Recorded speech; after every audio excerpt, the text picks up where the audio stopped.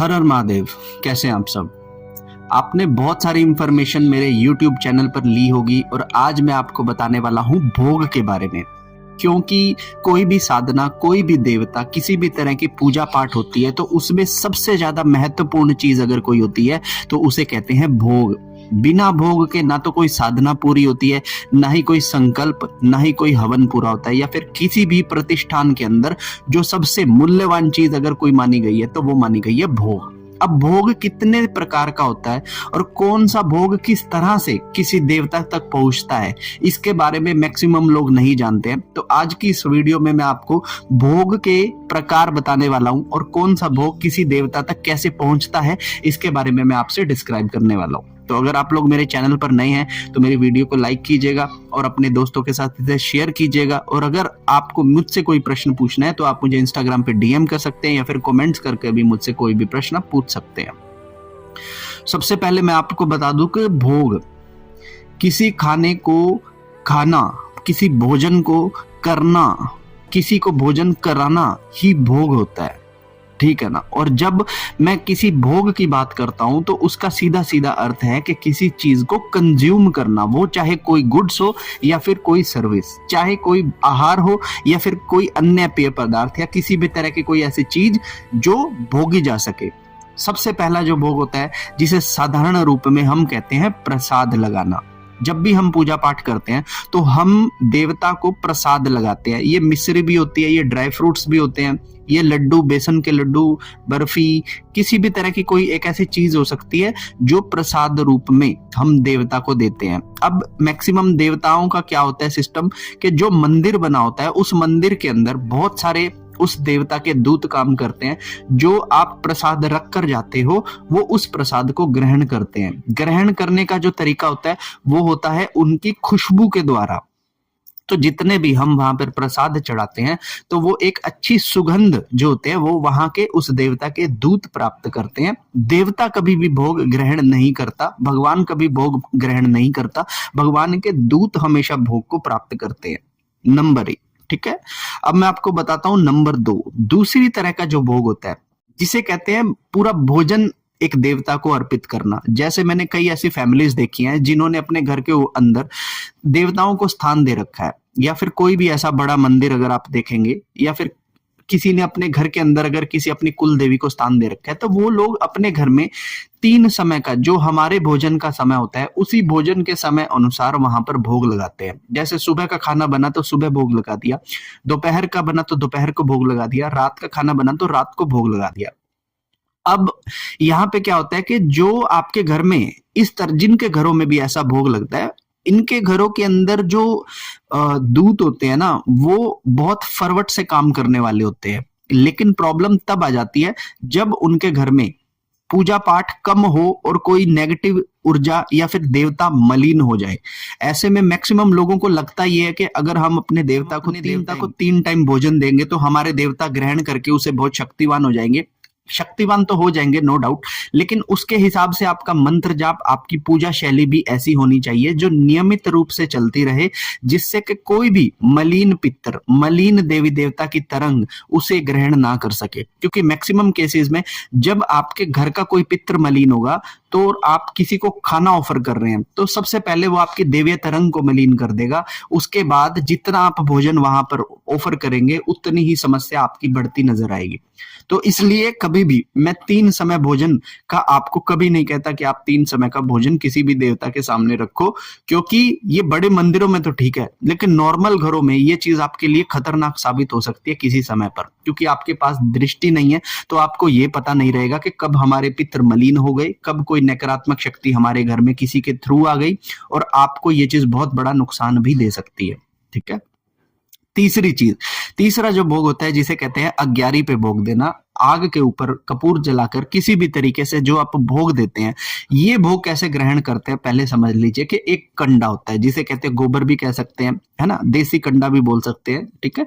उसे जलाया जाता है, उसके ऊपर जो थोड़ा कपूर घी तेल डालकर उसे थोड़ा सा जलाया जाता है और फिर जो भी भोग देना होता है, जैसे खीर हो गई, हलवा हो गया, पतासे हो गए, लौंग होगी, इलायची होगी, जो भी भोग देना होता है, तो जैसे ही हम उस जलती हुई अंगारों पर, अग्नि के ऊपर जैसे ही हम कोई भी भोग रखते हैं तो ऐसा करने से उसमें से वो जैसे ही जलेगा जलने से खुशबू निकलेगी।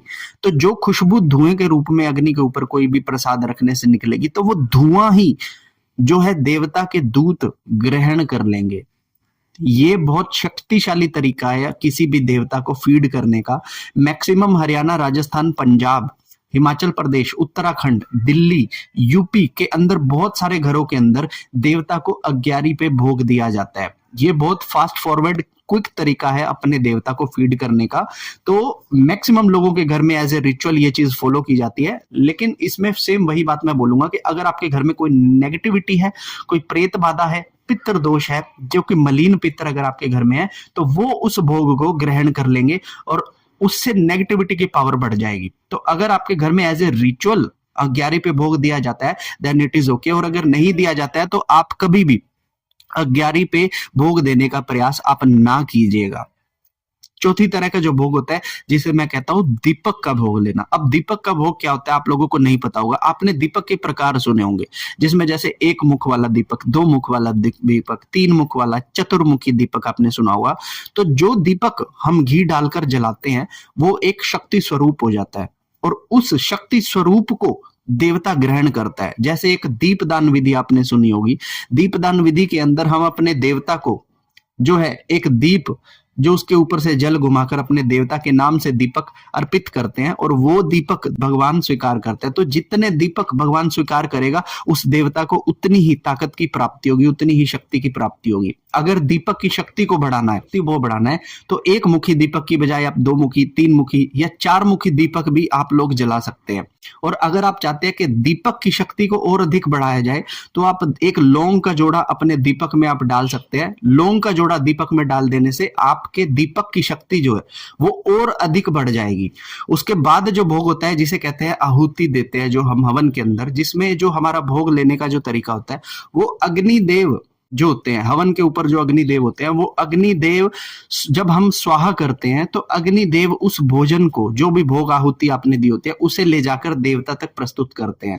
तो जब भी कोई हवन हम लोग करते हैं तो उससे पहले हमारा अग्निदेव से ही ये प्रार्थना होती है कि हे अग्निदेव, हमारे द्वारा दिया गया भोग आप हमारे देवताओं तक पहुंचाए।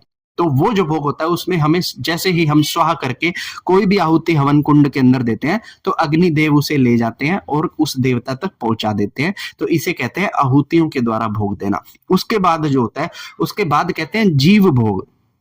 अगर आपने सुना होगा जीव भोग के बारे में, तो जब कभी हमारे जो श्राद्ध पक्ष जब भी हमारे घर के अंदर लगता है तो श्राद्ध पक्ष में आप एक चीज नोट करेंगे कि हमें कहा जाता है कि जो कौवे होते हैं हमारे पितृ कौओं का रूप लेकर आते हैं और भोजन को ग्रहण करते हैं।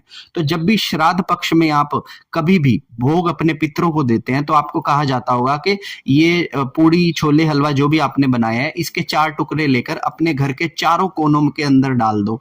तो आप देखोगे कि अगर उसे खाने के लिए कौवे आ जाते हैं तो कहा जाता है कि ये जो कौवे होते हैं ये आपके पितृ जो है रूप बदल कर आते हैं। तो इसे जीव भोग भी कहा जाता है, जिसमें आप गाय को जो भोग देते हैं, कई व्रतों के बाद, कई ऐसे अनुष्ठानों के बाद कहा जाता है कि बैल को भोजन करा देना, गाय को भोजन करा देना, मछलियों को दाना डाल देना, पंछियों को दाना डाल देना। तो इस तरह के जितने भी भोग आते हैं इन्हें कहा जाता है जीव भोग। ठीक है, इसमें जो होता है, जो भी जीव होता है उसे हम अपना इष्ट या हमने पितृ या अपनी शक्ति मानकर हम उसी को भोजन करा देते हैं, और वो भोजन जैसे ही उस जीव के पेट में जाता है तो वो आपके देवताओं तक पहुंच जाता है। उसके बाद जो होता है जिसे कहता है सबसे बड़ा, जिसे कहते हैं बलि भोग। बलि भोगों को सब भोगों में सबसे ज्यादा श्रेष्ठ माना गया है। बलि भोग बहुत सारी चीजों का पहले किया जाता था, जैसे बकरे की बलि दी जाती थी, कई सारे ऐसे जानवरों की जो है बलि दी जाती थी। जैसे तंत्र के अंदर जो लक्ष्मी पूजा होती है उसके अंदर उल्लू की बलि दी जाती है। तो बलि प्रथा आज भी चलित है। बलि प्रथा में जिस भी जीव की हम बलि देते हैं वह जीव को जो है उसको प्रसाद स्वरूप में देवी या देवता स्वीकार करते हैं, और उसे स्वीकार करने के बाद बहुत ज्यादा हद तक जो पावर होती है वो गेन की जाती है। जैसे बहुत सारे ऐसे मंदिर हैं जहां पे आज भी जो है बलि दी जाती है। अब आप में से बहुत सारे लोग ये कहेंगे कि बलि देना तो गलत है, किसी जीव की हत्या करना गलत है। सबसे पहली बात तो इस धरती पर हर इंसान की बलि चढ़ती है, जो मृत्यु हम लोगों की होती है वो भी एक बलि ही होती है। मृत्यु कभी किसी की बोलकर नहीं आती कि आपकी मृत्यु आने वाली है, बस किसी दिन अचानक से आपकी मृत्यु आ जाती है, तो वो भी एक बलि स्वरूप ही है। तो अगर आप लोगों को लग रहा है कि बलि स्वरूप गलत है, तो हमारे सनातन के अंदर एक पूरा पक्ष है जिसमें बलि स्वरूप को मान्य बताया गया है, और हमारे शास्त्रों के अंदर भी बलि को दिखाया गया है, और आज भी कई बड़े मंदिरों में बलि प्रथा जो है चलती है, ठीक है ना। तो ये भी बहुत शक्तिशाली तरीका है किसी भी शक्ति को फीड करने का।